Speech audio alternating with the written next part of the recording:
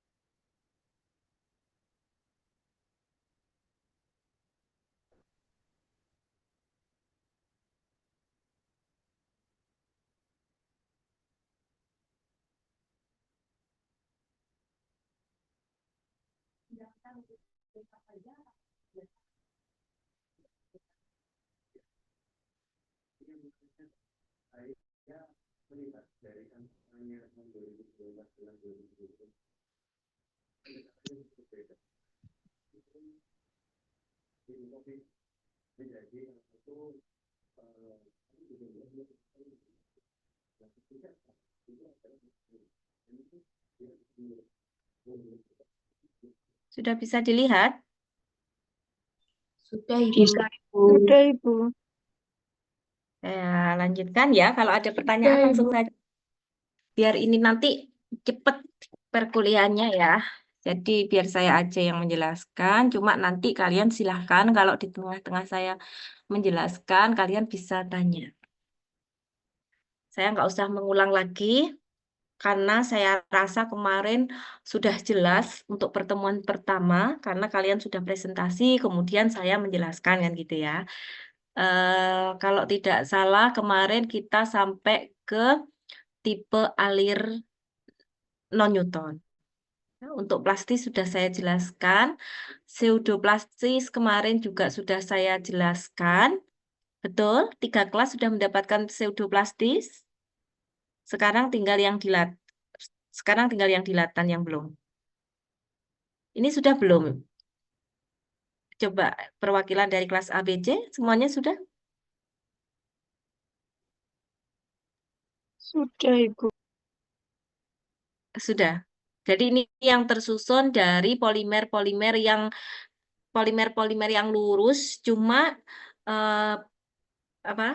Tersusun dari polimer yang lurus, tapi penempatannya itu tidak beraturan. Ibaratnya kalian itu punya beberapa pensil, kalian taruh saja di meja.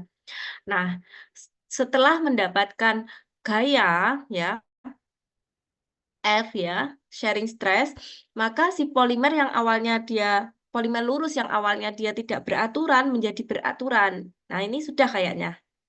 Sudah. Sudah 3 kelas semuanya Sudah, sudah. Ibu.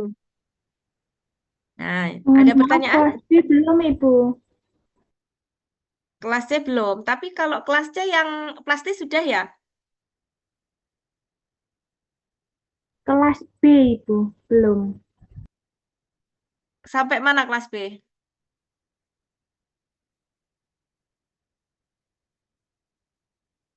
Newton sudah? Yang Newtonian itu, nah, yang Newtonian itu yang ini. Ini sudah belum? Sudah, Ibu. Terakhir Newtonian ini. Oh, baik. Saya ulang lagi ya, karena kelas B-nya belum. Jadi kalian bisa mengikuti lagi, bisa mengulang lagi, nanti malah tambah pinter nanti ya. Jadi yang Newtonian itu mengikuti hukum Newton yang terkait dengan cairan, ya. Itu namanya hukum Newton 1. Nah, sekarang kita masuk ke yang non-Newton. Memang ini kemarin agak berantakan saya bikinnya. Tipe alir yang non-Newton,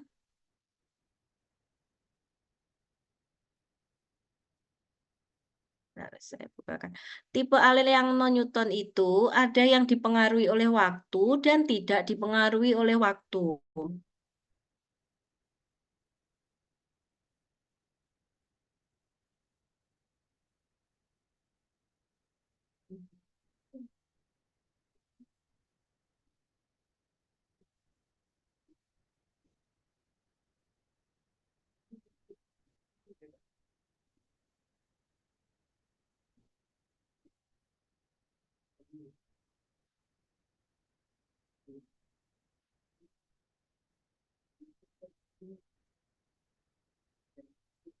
Saya stop screen dulu.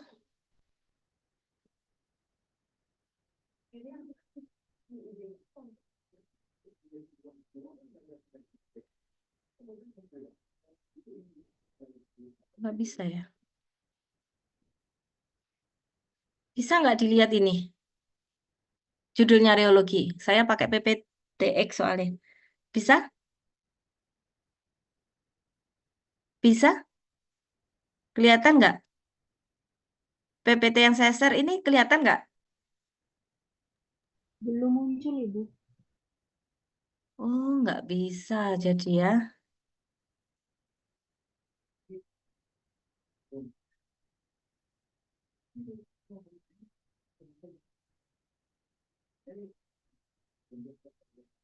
Ternyata PPT yang saya share tadi ada yang kehapus.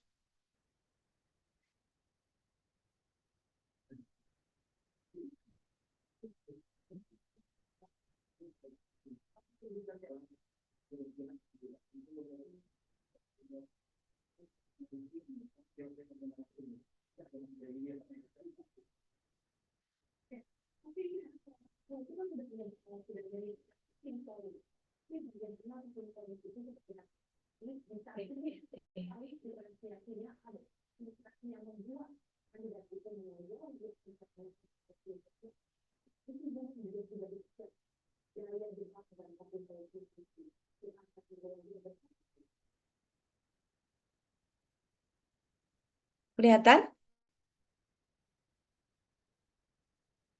Sudah kelihatan? Kelihatan, Ibu. Ibu. Kelihatan, Bu.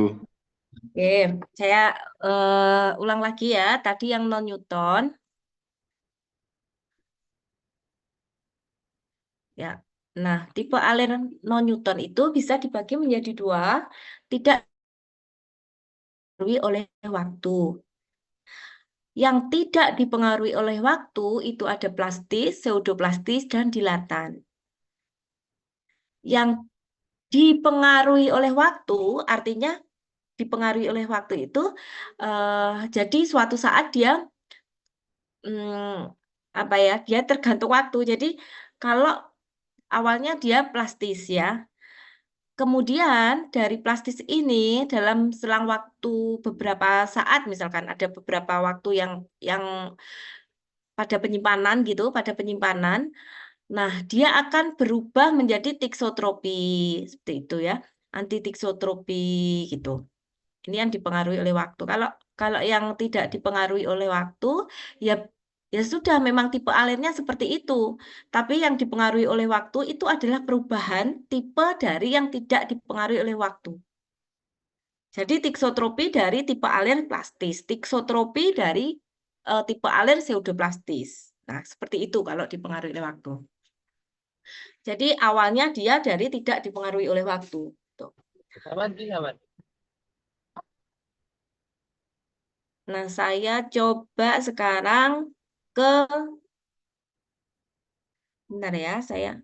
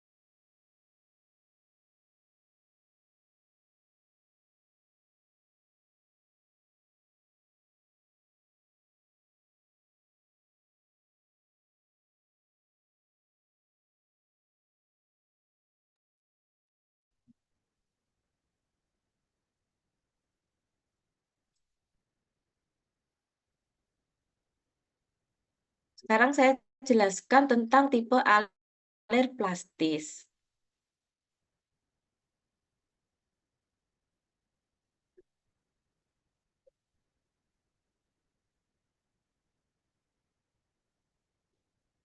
Nah, coba dilihat untuk reogramnya tipe alir plastis ini bisa dilihat dia tidak melewati titik nol, tapi dia bergeser ke kanan, ya. Terus awalnya reogramnya dia melengkung. Reogram itu ini loh, ini namanya reogram.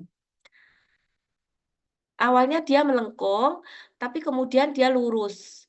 Nah, jika garis yang lurus ini kita tarik ke bawah ke bagian sharing stress atau ke sumbu X, maka di sini akan ditemukan titik yang dilambangkan dengan F kecil ini, namanya nilai yield atau yield value. Ya, sampai di sini dilihat dulu. Ya, tidak melalui titik nol. Reogramnya itu awalnya dia melengkung, kemudian lurus.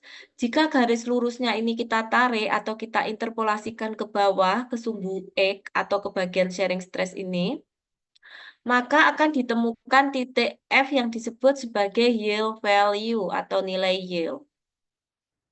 Ya, kenapa kok bisa seperti ini? Saya jelaskan sekarang. Nah, ini tipe alir plastis.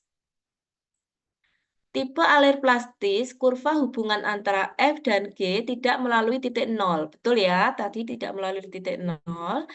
F itu adalah sharing stress, ya. G, sharing stress itu yang di bawah, ya, di sumbu X. Kalau G itu adalah di sumbu Y, dia rate of shear atau kecepatan geser. Sharing stress ini adalah gaya geser atau gaya gesek. Kurva hubungan F dan G tidak melalui titik nol, tetapi bergeser ke kanan. Dan jika bagian kurva yang lurus tadi diekstrapolasikan, ditarik ya, ke sumbu X atau dalam hal ini F, ya, sharing stress, akan memotong pada suatu titik tertentu yang disebut sebagai yield value atau nilai yield. Nah, ada apa dengan nilai yield ini?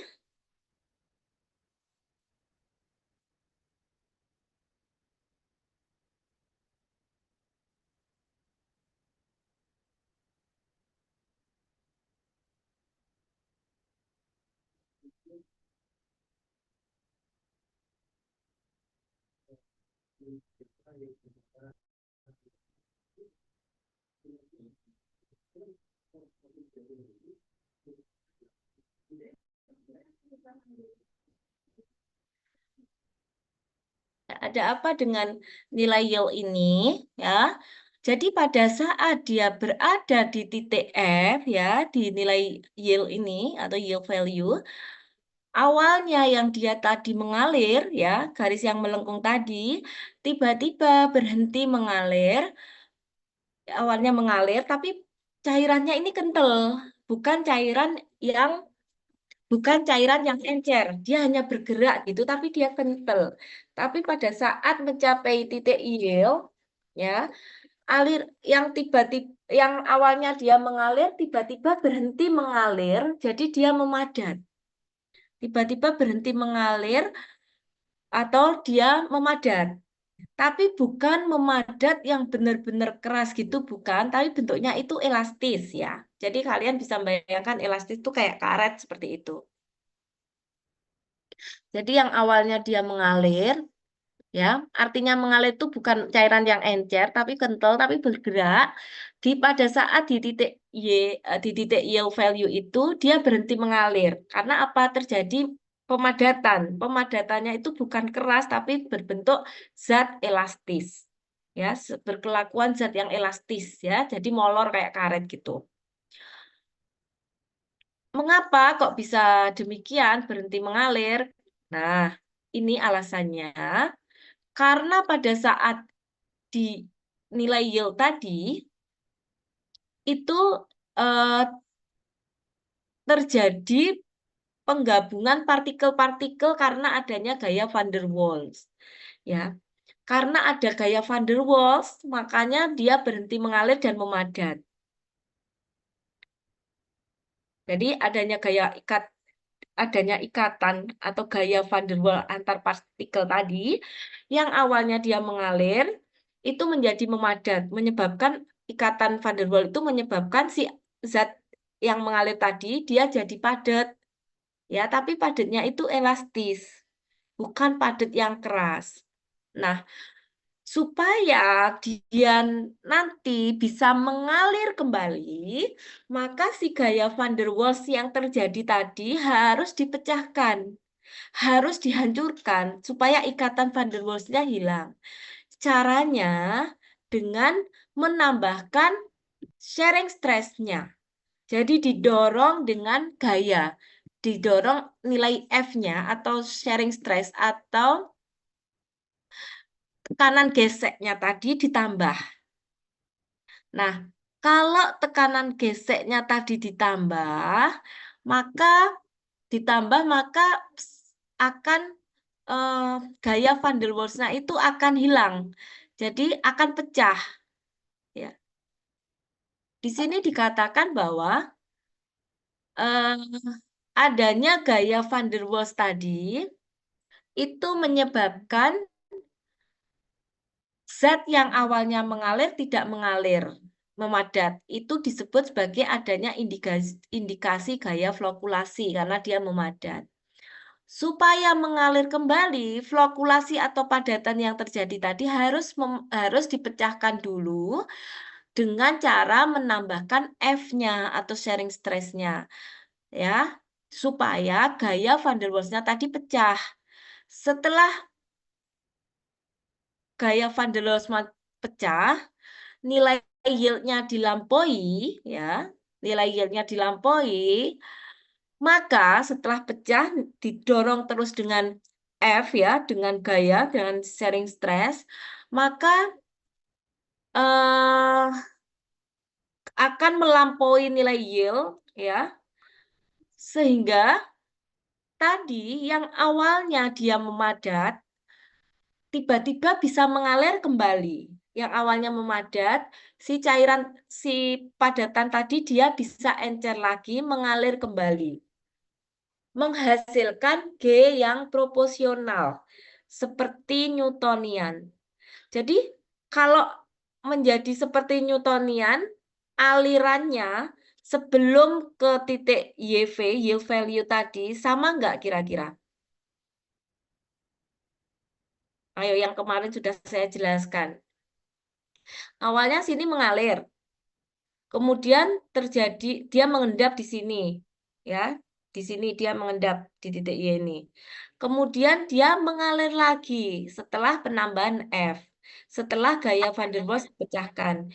Kira-kira menurut Anda alirannya yang di sini sebelum yield value dan setelah yield value sama nggak sifatnya?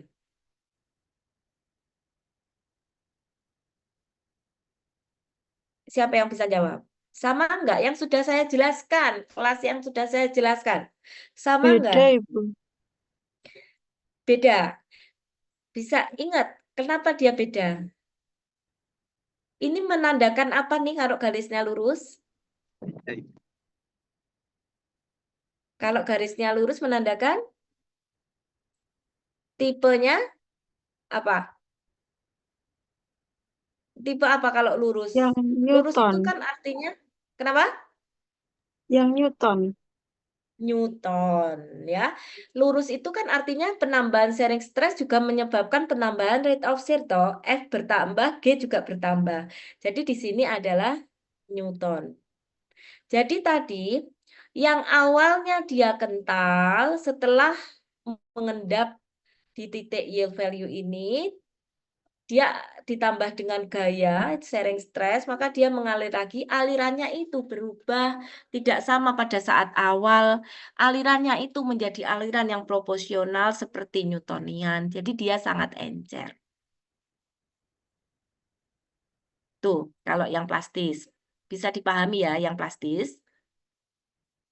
Nah, sekarang saya jelaskan yang pseudoplastis. Coba dilihat yang pseudoplastis. Ya, yang pseudoplastis ini tulisannya simple pseudoplastis flow, aliran pseudoplastis sederhana ini. Di sini dia melalui titik nol, ya kan? Terus kemudian kurvanya dia seperti ini. Ya, dia mengarah ke atas. Kalau yang dilatan dia mengarah ke bawah. Kenapa demikian? Nah, ini dari titik nol ya. Kita lihat yang pseudoplastis.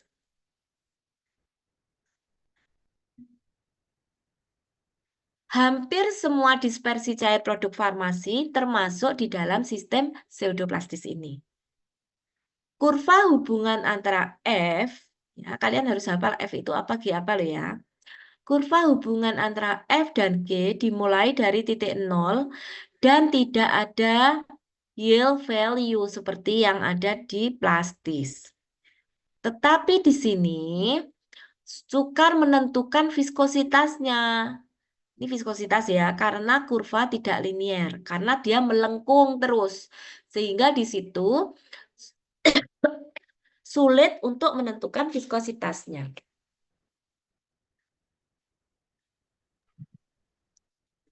Nah, kenapa? Kenapa kok bisa model kurvanya itu dia melengkung, tidak ada yield value?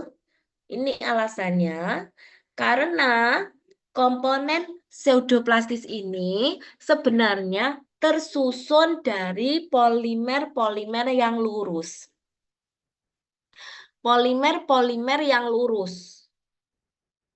Tetapi posisinya tidak teratur. Seperti kalian meletakkan pensil, kalian punya banyak pensil, kalian taruh aja berantakan di meja seperti itu. Ya.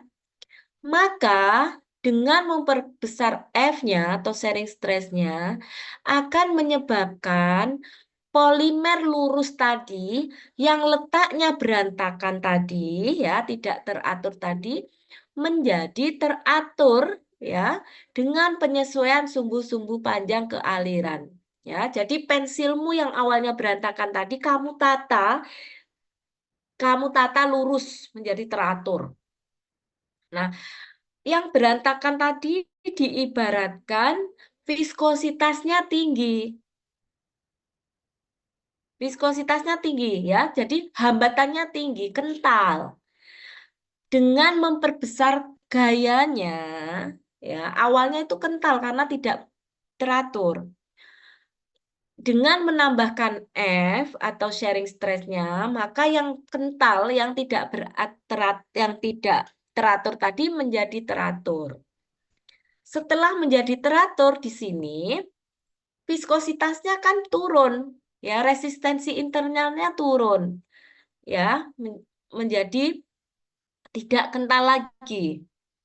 Sehingga karena dia menjadi turun resistensi internalnya, hambatannya turun karena sudah tidak kental lagi, maka G atau kecepatan gesernya juga bertambah dengan cepat. Sampai di sini dipahami nggak? Kalau nggak paham, saya ulang lagi. Kira-kira paham nggak?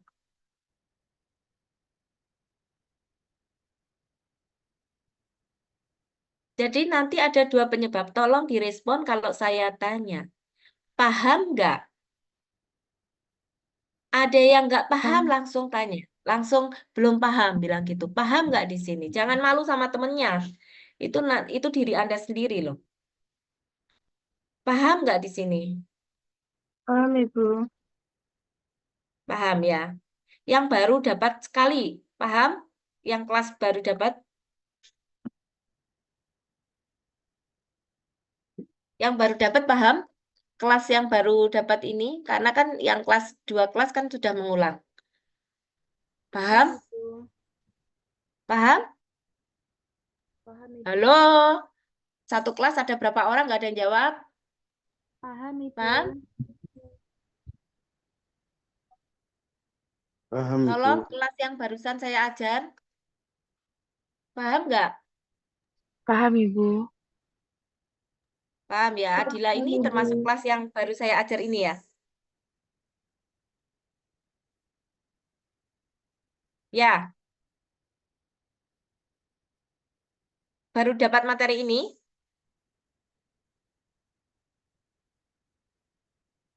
Halo, tolong dong kalau saya ngajar online gini direspon gitu loh. Kalau saya tanya, paham tidak? Paham, Ibu. Paham, Ibu. Paham, Ibu. Tolong ya direspon ya. Saya nggak ngerti kalau kalian nggak ngerespon. Saya seperti ini bukan marah, tapi artinya tolong kalau saya tanya itu karena saya nggak ngerti kalian paham dan enggak loh ya. Kalau saya tanya diem aja. Kalau di kelas kan saya ngerti kalian bisa paham apa enggak. Tak tanya, tak tunjukin satu-satu. Kalau enggak, kalau secara online gini ya ngomong aja loh. Saya nggak masalah, malah saya seneng. Kalau memang nggak paham, Bu, saya nggak paham. Tolong diulangi lagi. Terus kalau saya tanya, paham nggak? Paham. Oke, kalau bilang paham, saya anggap semuanya paham. Kalau ada yang bilang saya paham, Bu, saya anggap semuanya paham. Tapi kalau memang kalian nggak paham, mungkin satu kelas itu hanya satu orang yang nggak paham, tolong yang nggak paham tadi ngomong. Saya nggak paham, Bu. Nanti saya ulangi lagi. Jangan diem kalau saya seperti itu. Saya bilang gini, nanti ada yang bilang, Bu Ida itu kalau ngajar sukanya marah-marah.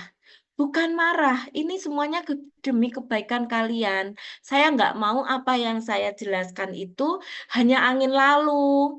Mau kalian saya jelaskan, oh udah saya bacakan PPT-nya aja, saya anggap semuanya ngerti, mau seperti itu. Kalau seperti itu kan artinya transfer ilmunya nggak nyampe ke kalian.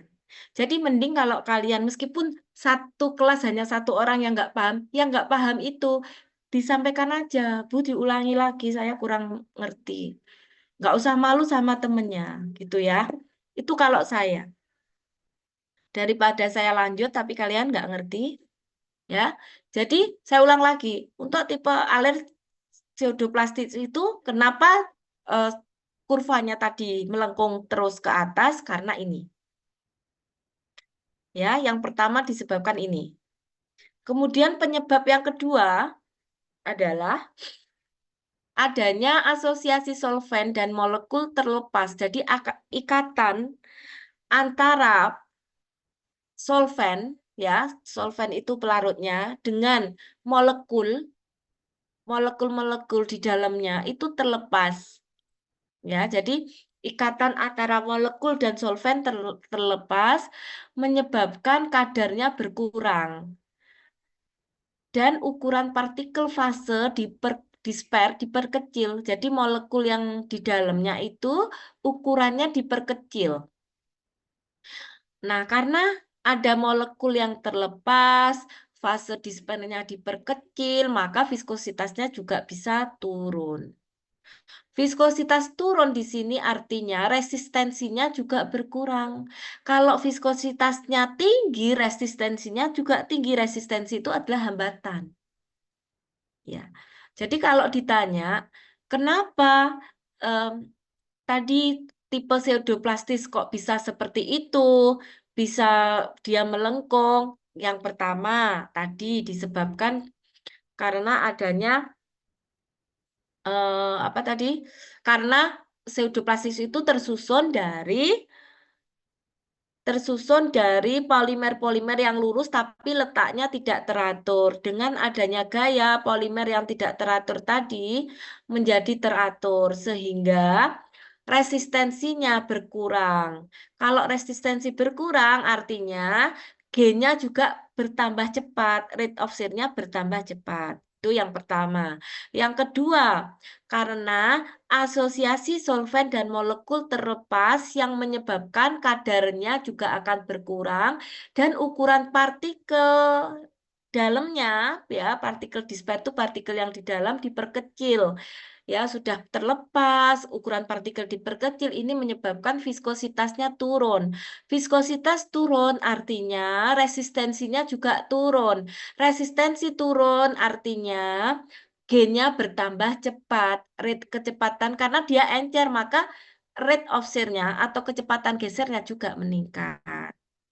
Ya, tuh. Untuk itu ya, karena dia melengkung terus, maka sulit sekali menentukan harga viskositasnya. Sehingga digunakan pendekatan ini. F pangkat N sama dengan viskositas kali G.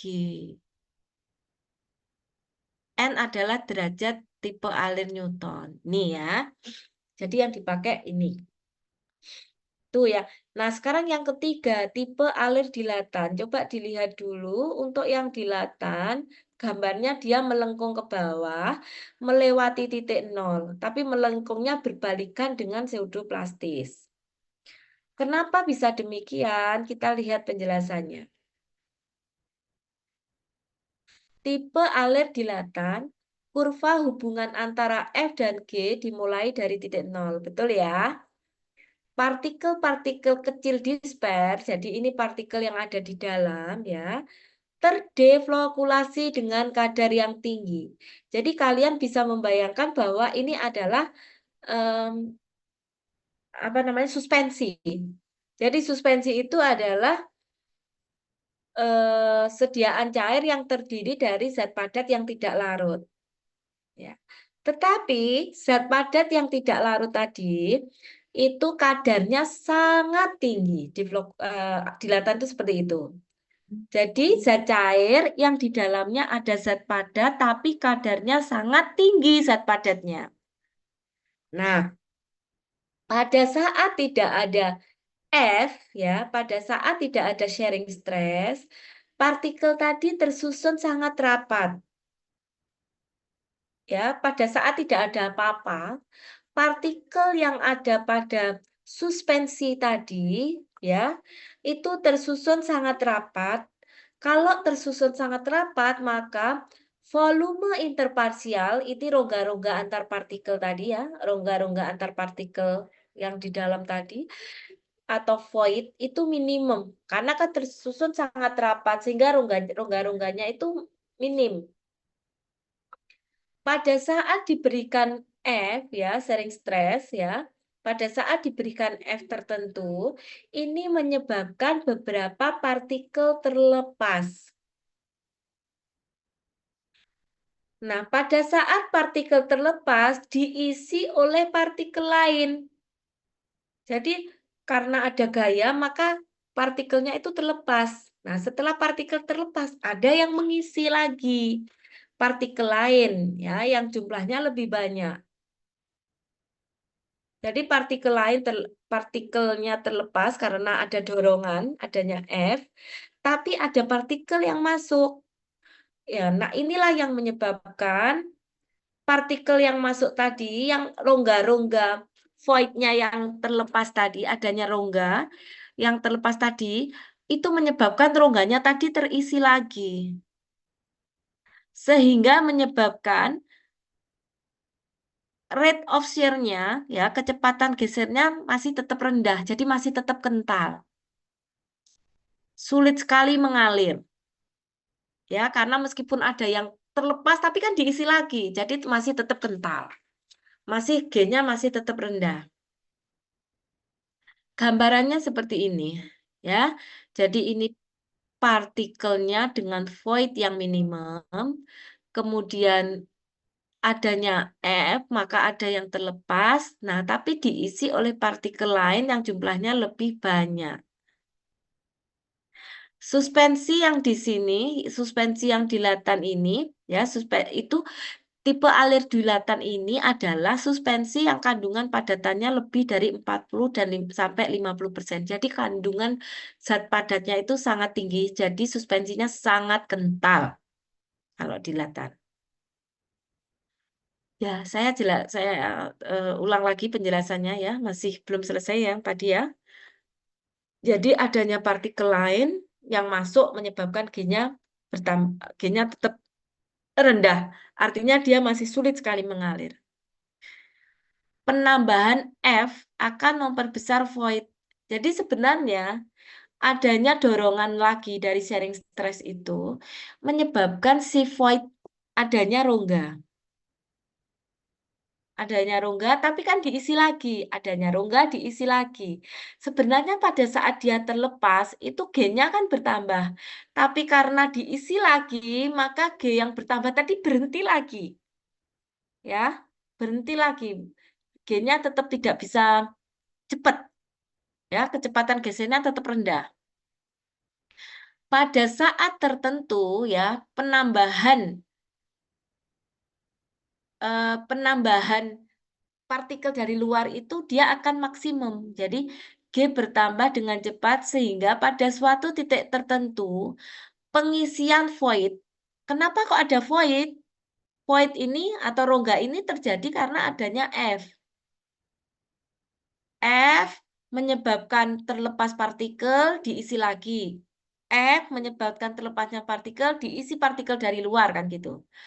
Nah, pada saat tertentu, kemampuan pengisian partikel dari luar ke rongga, pengisian rongga oleh partikel dari luar tadi sudah mentok, sudah maksimum.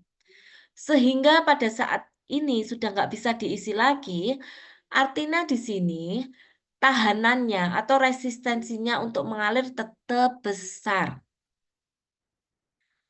Ya, jika dalam keadaan ini, dalam keadaan void-nya sudah maksimum tadi, dengan diperbesar F-nya pun, ya kita dorong terus, G-nya praktis tidak bertambah. Meskipun kita dikasih sharing stress terus-menerus, dia tidak bergerak. G-nya tidak bertambah karena memadat. Sampai di sini paham dilatan? Penjelasan saya tentang dilatan paham?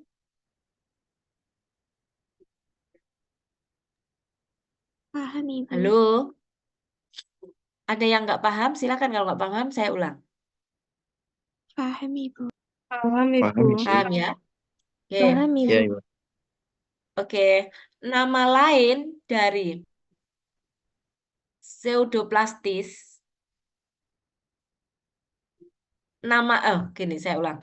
Nama lain dari dilatan ini tadi ya disebut dengan shear thickening system. Karena dia sangat tebal. Thickening system. Karena dia itu kan viskos banget.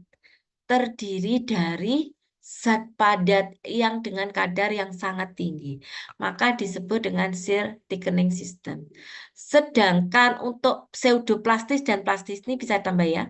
Sedangkan untuk cairan tipe alir plastis dan pseudoplastis itu disebut shear thinning system. Ya, shear thinning system ini untuk plastis dan pseudoplastis. Kalau dilatan disebut shear thickening system. Ya, oke, saya lanjutkan. Nah, sekarang ke yang tidak dipengaruhi oleh waktu. Tadi yang tidak dipengaruhi oleh waktu ya. Sekarang yang dipengaruhi oleh waktu.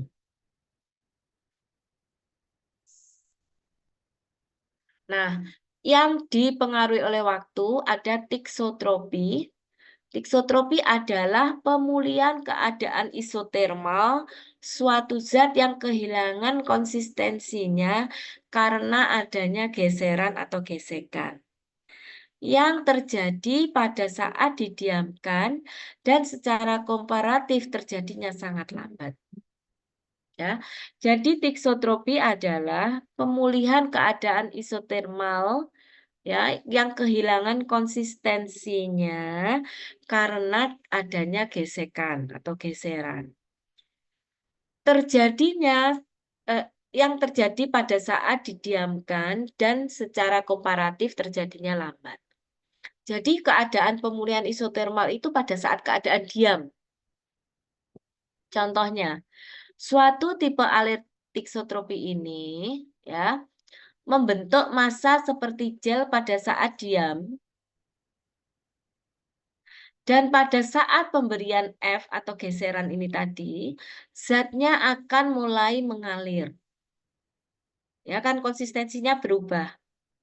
Karena adanya F ya, maka adanya gaya yang dia seperti gel tadi, karena diberi gaya atau F atau sharing stress, ini akan mengalir menjadi sol ya atau menjadi solusio.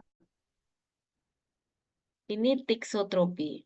Dan kejadiannya ini terjadinya sangat lambat. Ini contoh tiksotropi.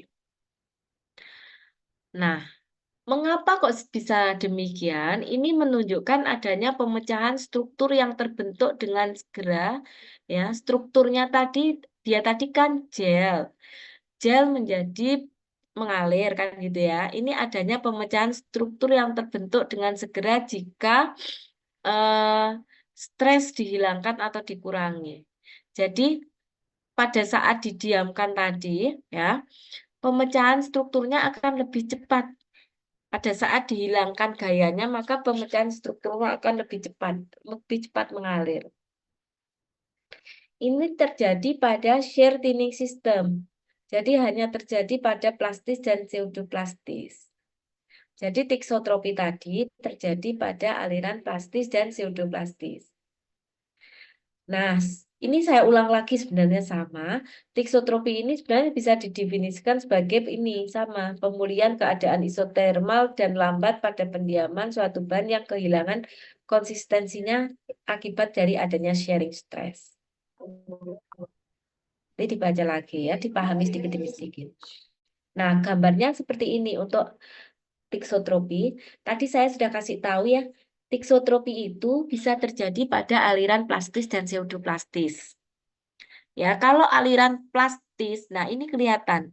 Ini adalah tiksotropi yang terjadi pada aliran plastis. Kenapa dikatakan aliran plastis? Lah ini, dia melengkung, kemudian ada garis lurusnya.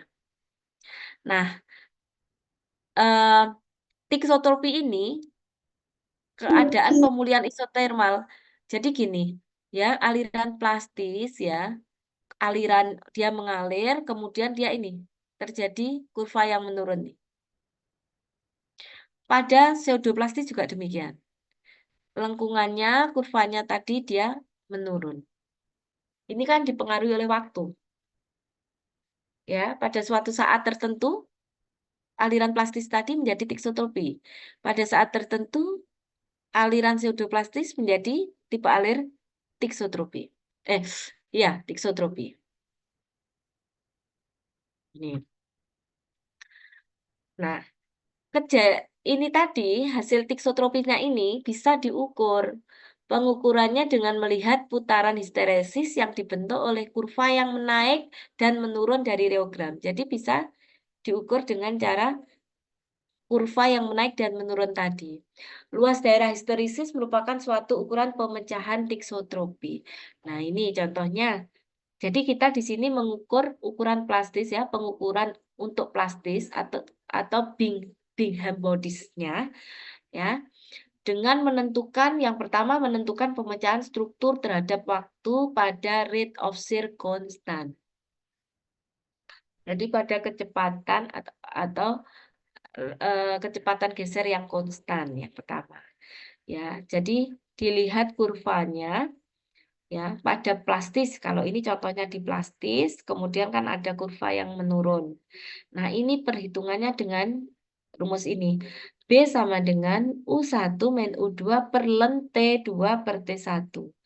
B ini adalah konstanta tiksotropi. U1, nah dari mana U1 ini? Kita tarik garis lurus yang di sini. Jadi kurvanya tadi ya, kita ambil garis, kita tarik garis lurus ya sampai ke akhir titik di sini. Nah, kemudian untuk seper U1-nya dari garis yang di sini. Ya. Jadi ini U1. Kemudian yang U2 dari garis lurusnya. Kalau ini kan sudah tiksotropinya, gambar aslinya yang lurus ini. Tapi kemudian dari gambar asli tadi kita tarik garis. Ini seret. Nah, pertemuannya antara garis yang di ini seret dan yang ke bawah ini ditarik garis lagi ke atas. Ya, ditarik garis lurus tadi. Pemotongannya di sini. Pemotongan di sini dikasih lambang seper U1. Nah, kalau yang lurus ini seper U2. Ya. Pembagiannya yang atas ini T. T1, ini yang keseluruhannya T2. Ukurannya ini tadi kita masukkan ke rumus. Sini. Untuk menentukan berapa konstanta tiksotropinya. Ini yang plastis. Sama untuk yang ini yang plastis juga ya. Ini contoh yang kedua menentukan pemecah. Kalau pseudoplastis bagaimana sama? Caranya juga sama. Nah, yang kedua menentukan pemecahan struktur karena peningkatan shear rate of shear, kecepatan geser. Kalau ini tadi pengukuran jika G-nya konstan. Kalau yang ini jika G-nya bertambah karena adanya peningkatan G atau kecepatan geser. Caranya kalau kecepatan G rumusnya berbeda.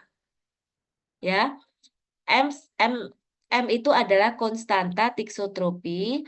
Rumusnya 2 dikalikan U min U2 dibagi ln 2 dalam kurung ln dalam kurung V2 per V1 kuadrat. Ini kalau kita mengukur yang adanya peningkatan G.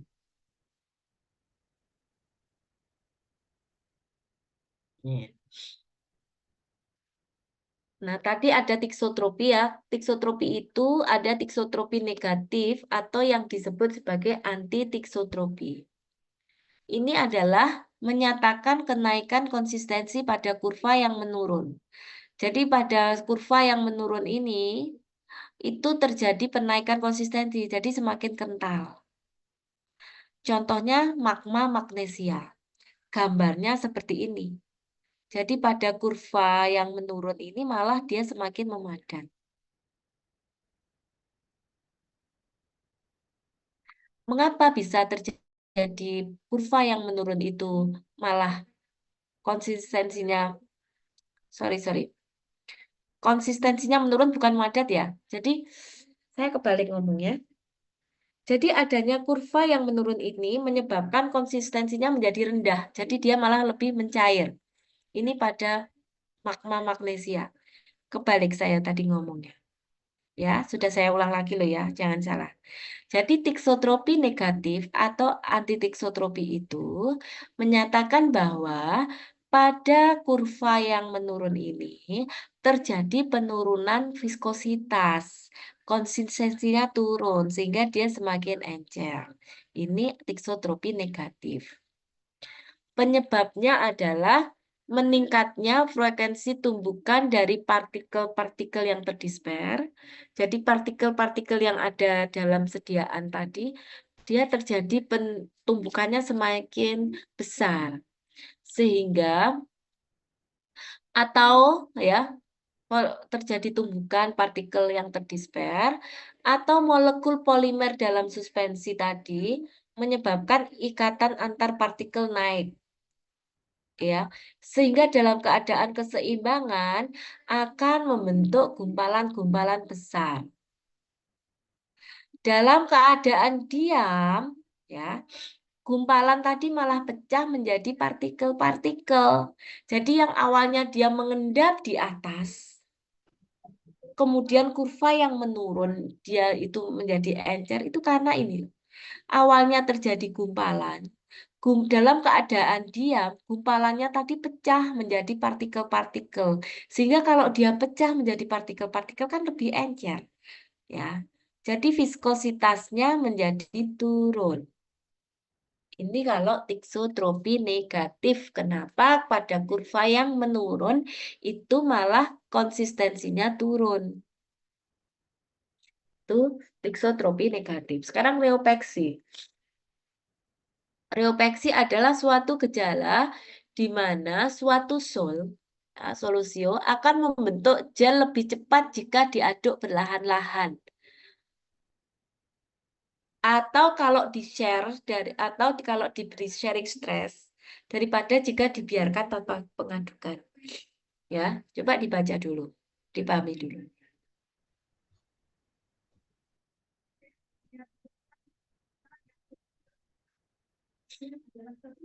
Kedengaran nggak suara saya? Karena dekat saya itu ada kafe, jadi ruame banget. Dekat nggak? Dengar nggak suara saya? Dengar Ibu. Jelas? Beneran Ibu. Jelas ya. Ini lagi pada Sibu. nyanyi-nyanyi tuh saya jadi tambah pusing ini ya.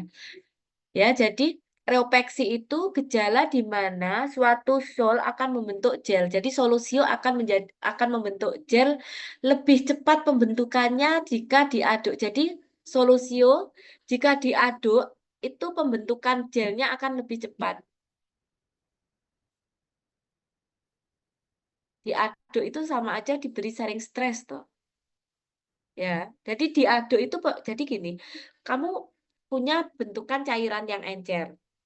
Kalau dikasih share atau pengadukan, sharing stress atau F, maka dia akan lebih cepat membentuk gel. Sebenarnya sama-sama membentuk gel, tapi pada saat dia malah diaduk ya, gelnya akan lebih cepat terbentuk. Itu namanya reopeksi.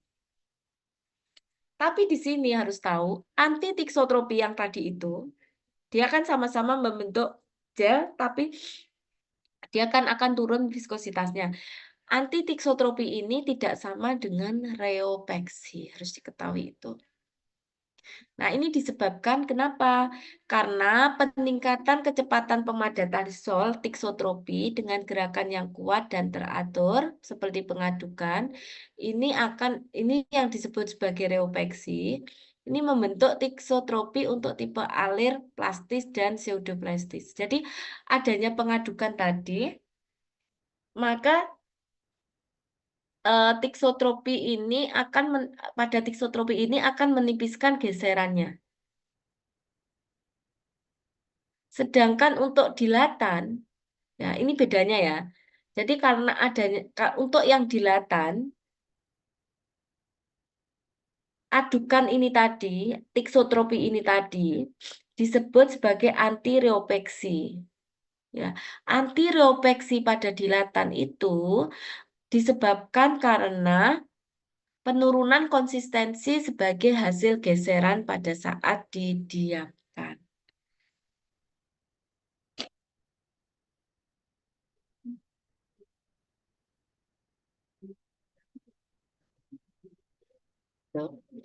Ada hubungan derajat tiksotropi dan kecepatan sedimentasi yaitu berbanding terbalik. Jadi untuk tiksotropi, kecepatan sedimentasi yang berbanding terbalik ini penting untuk farmasi misalkan dalam pembuatan suspensi oral dan parenteral. Jadi antara kecepatan tiksotropi dan sedimentasi itu berbanding terbalik. Semakin tinggi derajat tiksotropinya, ya, maka sedimentasinya semakin lambat kan gitu ya. Pengendapannya semakin lambat. Jadi semakin tinggi derajat tiksotropi, sedimentasi semakin lambat.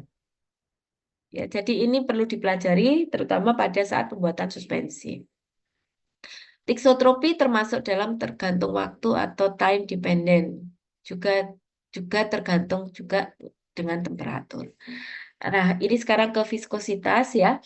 Viskositas atau kekentalan. Viskositas itu kekentalan, udah tahu kan kalian alatnya viskometer.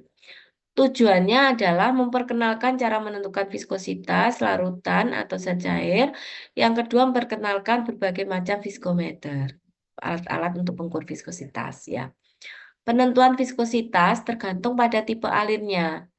Viskositas suatu zat dapat ditentukan dengan viskometer tertentu. Suatu viskometer dapat digunakan untuk menentukan viskositas sistem Newton dan hanya viskometer yang memiliki kontrol sharing stress ya dengan berbagai variasi dapat digunakan untuk non-Newton. Jadi di sini artinya semua viskometer bisa digunakan untuk menentukan sistem tipe alir Newton.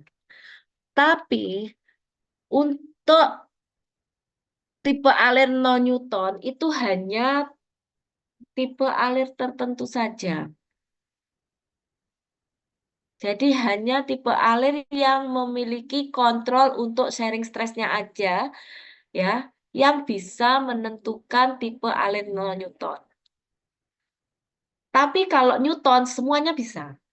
Yang non-Newton syaratnya viskometernya harus memiliki kontrol sharing stress. Untuk tipe alir Newton ya digunakan one point instrument. Sedangkan untuk tipe alir non-Newton digunakan multi-point instrument. Jadi instrumennya banyak, multi-point instrument. Berdasarkan prinsipnya dikenal viskometer kapiler, bola jatuh, cup and bab, dan viskometer cone and plate. Itu berdasarkan prinsip kerjanya ya dengan metode kapiler ya, masih ingat ya? Kenaikan kapiler, viskometer bola jatuh, cup and bab, dan viskometer cone and plate. One point instrument ini digunakan untuk Newtonian. Bekerja hanya pada satu kecepatan geser saja, yaitu single rate of shear. Reogramnya garis lurus. Garis lurus ini adalah reogram dari Newtonian. Contoh alatnya viskometer kapiler, bola jatuh, dan penetrometer. Ini one point instrument. Digunakan untuk Newtonian. Sekarang yang digunakan untuk non-Newtonian itu multi-point instrument. Ya, pengukuran pada satu titik kurang dapat memberikan gambaran viskositas cairan. Karena tadi kan sudah dijelaskan juga kan, untuk contohnya di plastis ya, tambang CO2 plastis. Mengapa kok satu titik kurang bisa menentukan viskositas cairan? Karena viskositas ini bisa berubah, ini viskositas deh ya, lambang dari viskositas. Sebab viskositas berubah sesuai dengan besarnya G dan F. Jadi besarnya G dan F pada non-Newton itu akan berpengaruh terhadap viskositasnya. Sehingga akan digunakan multi-point instrument. Contoh alat multi-point instrument adalah viskometer rotasi tipe Stormer, Brockfield, dan Rotovisco. Nah, ini macam-macam viskometer ya, viskometer kapiler, ini kan tipenya, ya. Prinsip kerjanya, kapiler bola jatuh, ini untuk sistem Newton, cut and bab, kerucut dan lempeng atau cone and plate ya, kerucut dan lempeng itu cone and plate, itu bisa digunakan untuk Newton dan non-Newton. Nah, ini viskometer kapiler disebut sebagai viskometer Oswald. Metodenya dengan metode kapiler. Dasar hukumnya Poiseuille ini untuk pengukuran rumus yang digunakan untuk pengukuran viskometer kapiler.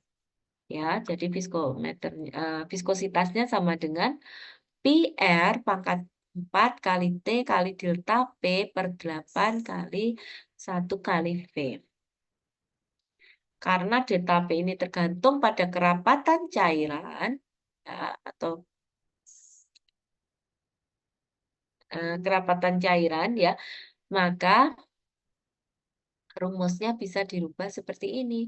Viskositas sama dengan K kali T kali delta P. Sama dengan K kali T kali ini, kerapatan. Kenapa? Karena ini tergantung dari kerapatan, jadi kita bisa memasukkan dari nilai kerapatan. Tergantung mana yang diketahui. Ya. Nah, kemudian bisa disederhanakan. Viskositas 1 per viskositas 2 sama dengan rho 1 kali T1 per rho 2 kali T2. Nih. Di contoh soalnya bisa dibaca.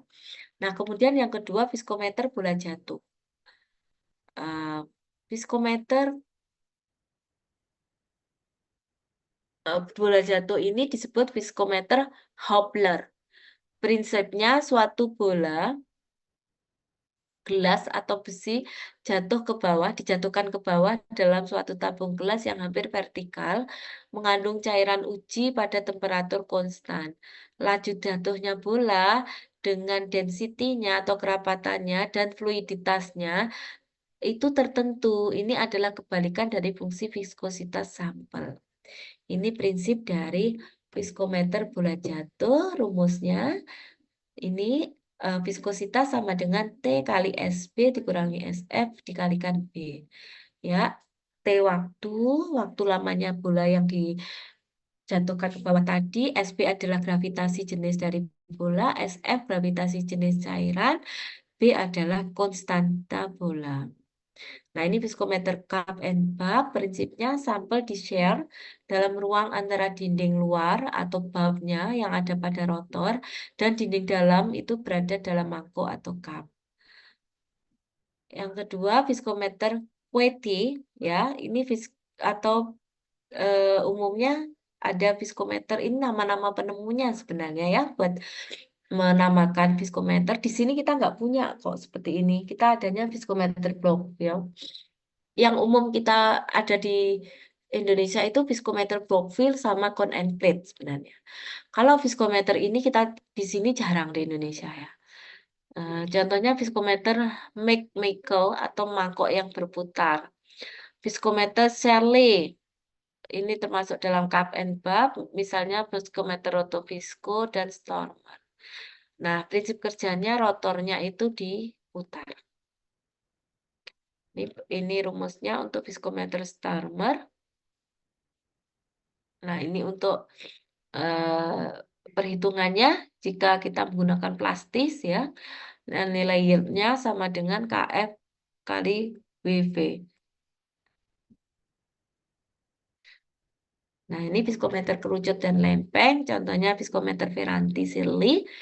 Prinsip kerjanya, kerucut dikemudikan motor dengan kecepatan yang diubah-ubah, sampel di-share di antara lempeng yang diam dan kerucut yang berputar. Makanya disebut psikometer dan lempeng ya. Rate of share-nya itu satuannya RPM, kecepatan gesernya satuannya RPM. Sharing stress-nya ini sudah ada pada petunjuknya ya, yang ada pada skala di alat. Ini rumus yang digunakan untuk perhitungan cairan Newton dan cairan non-Newton. Contohnya untuk yang cairan non-Newton ini digunakan tipe alir plastis. Jadi kerucut dan lempeng atau cone and plate tadi bisa digunakan untuk Newton dan non-Newton. Nah, penerapan reologi dalam bidang farmasi ini kalau untuk cairan, kalau untuk sediaan cairan reologi ini bisa digunakan untuk pencampuran ya, prinsip dari reologi.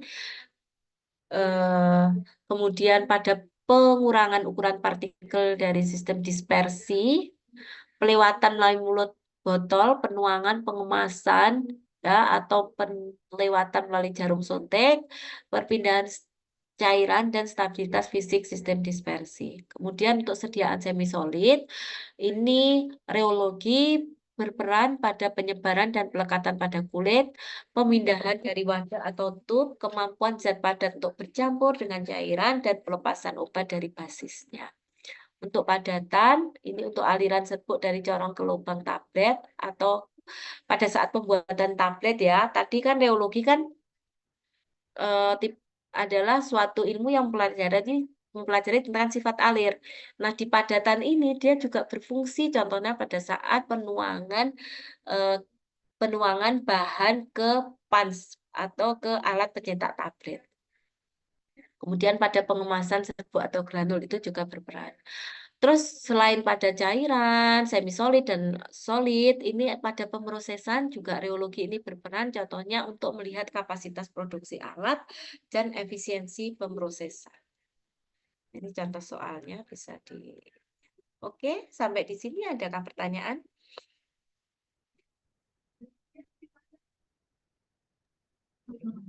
Oke, jadi untuk minggu depan materinya apa? Pernah saya spill belum materinya untuk minggu depan? Kasih tahu Ibu. Ya? Kenapa? Belum? Untuk materi minggu depan belum dikasih tahu.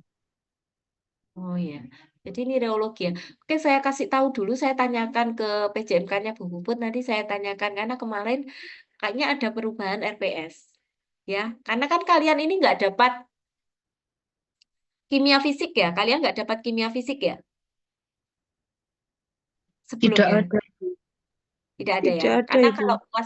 kalau kelas-kelas kakak tingkat kalian itu ada kimia fisik. Jadi untuk yang reologi, kemudian